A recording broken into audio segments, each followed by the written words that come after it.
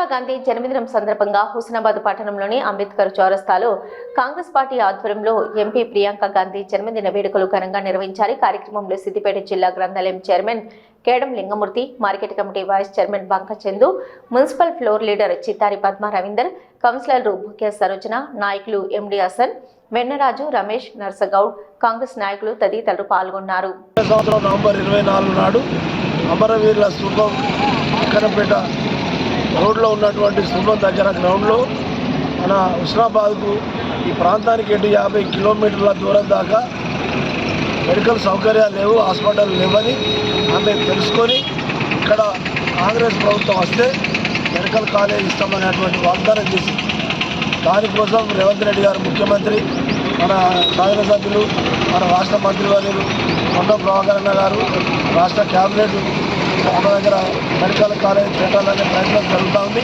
35 ఎకరాల భూమి ఈదలగడ్డ దగ్గర కూడా కేటాయింపు జరిగింది. 5-6 నెలల్లో ఏడాదిలో దాని ఫౌండేషన్ పడుతుంది. అంతకన్నా ముందే 150 పడకల ఆసుపత్రి కూడా అక్కడ నిర్మాణానికి కూడా శంకుస్థాపన జరుగుతుంది. ఈ ఏరియాలో మెడికల్ కాలేజీ వస్తే మన సామాన్యుల పిల్లలు, అమ్మాల పిల్లలు, తోపుడు వాళ్ళ పిల్లలు, వ్యవసాయ కార్మికుల పిల్లలు కూడా దూరం పోయి చదవకుండా ప్రతిభ ఉంటే ఆ మెడికల్ కాలేజీలో చదువుకునే అవకాశం వస్తుంది. మొన్ననే శ్రీమతి ప్రియాంక గాంధీ గారు కేరళ రాష్ట్రంలో ఉన్నటువంటి వాయనాడు నియోజకవర్గం నుంచి 5,10,000 మెజార్టీతో గెలవడం జరిగింది.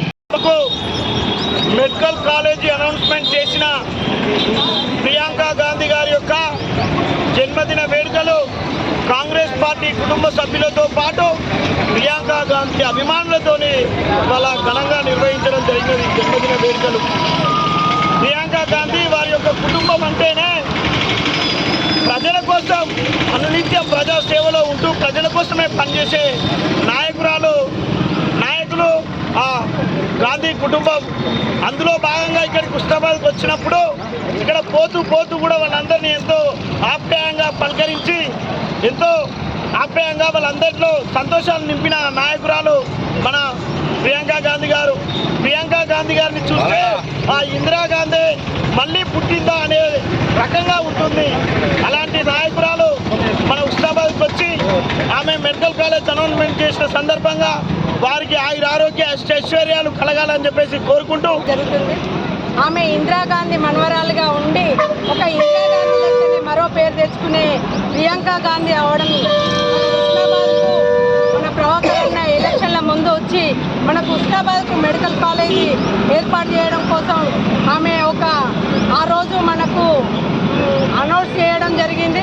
ఆ రోజు ఇవాళ మనకు ప్రియాంక గాంధీ ఒక మన్మరాల్లాగా ఎదగడం, మొన్న ఫస్టే ఆ ఎలక్షన్లో దిగడం, ఆమె రెండు అంకల రాహుల్ గాంధీ గెలిస్తే ఒకదల్లా రిజైన్ చేసి వాళ్ళ ప్రియాంక గాంధీ నిలబెట్టడం, ఆ రోజు ప్రియాంక గాంధీ లక్షల మెజార్టీతో గెలవడం జరిగింది.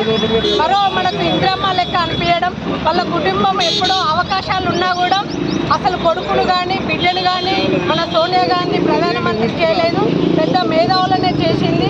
వాళ్ళకి అవకాశం ఉన్నా కూడా వాళ్ళ దేశ ప్రధానమంత్రిని చేయలేకపోయింది. ఇప్పుడు రానున్న రోజుల్లో కొడుకు కానీ బిడ్డ కానీ ప్రధానమంత్రి అయ్యే అవకాశాలు ఉన్నాయి. మనము వాళ్ళిద్దరిని ఇంద్రమ్మ లెక్క మరో ప్రియాంక గాంధీని మనము ప్రధానమంత్రిగా చూసుకోవాలని, అట్లాంటి కోరిక నెరవేరాలని, ఆమె బర్త్డే బాగుండాలి, వాళ్ళ కుటుంబం బాగుండాలి, దేశం కోసం పోరాటం చేసిన కుటుంబం కాబట్టి వాళ్ళ